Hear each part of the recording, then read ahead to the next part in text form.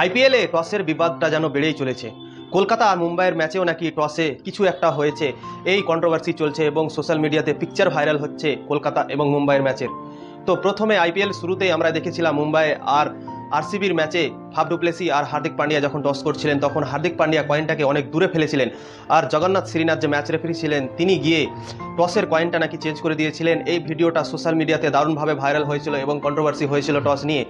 তো আরসিবি আর সানরাইজার্স হায়দ্রাবাদের ম্যাচে যখন টস করতে গিয়েছিলেন সেই প্যাট কামিন্স আর ফাফ ডু প্লেসি, তখন ফাফ ডু প্লেসি সেই দেখিয়েছিলেন ইশারাতে দেখিয়েছিলেন কিভাবে কি করা হয়েছিল সেই ম্যাচে টসে।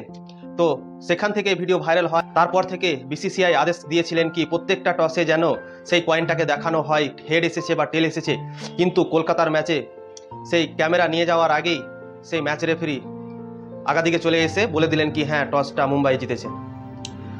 তো বিসিসিআই সেই টসের পর থেকে সেই কন্ট্রোভার্সি যখন হয়েছিল তখন বিসিসিআই ডিসিশন নিয়েছিল কি প্রত্যেকটা টস যখন হবে তো কয়েনটা যখন নিচে পড়ে থাকবে ক্যামেরাম্যান সেই ক্যামেরাটাকে দেখাবে এবং টসটাকে দেখাবে কি হেড এসেছে না টেল এসেছে।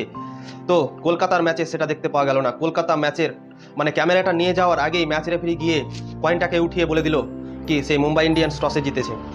তো এই নিয়ে প্রশ্ন উঠছে এবং সোশ্যাল মিডিয়াতে এই কথাগুলোই চলছে কি এই নিয়মটা চালু করেছে তো এটা কেন হলো, টসের যে হেড এসেছে না টেল এসেছে এটা কেন দেখানো হলো না।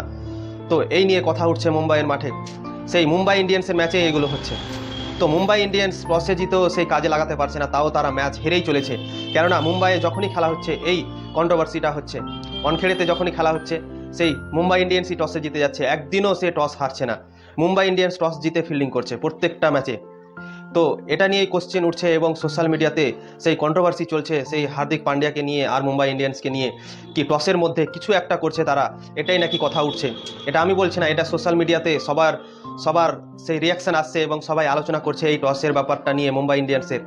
তো মুম্বাই ইন্ডিয়ান্স টসে জিতে সেই বোলিং করার সিদ্ধান্ত নিয়েছিল আর কলকাতা নাইট রাইডার্সকে 169 রানে থামিয়ে দিয়েছিল সেই হার্দিক পান্ডিয়ার দল। কিন্তু কলকাতা নাইট রাইডার্সের বোলাররা এত সুন্দর বোলিং করেছে কি 169 রানটাও চেস করতে পারেনি মুম্বাই ইন্ডিয়ান্সের দল, 145 রানে অল আউট হয়ে গেছে এবং কলকাতা নাইট রাইডার্স 24 রানে ম্যাচ জিতে গেছে আর হার্দিক পান্ডিয়ারাকে তাদের ঘরের মাঠে 12 বছর পর হারিয়ে দিয়েছে।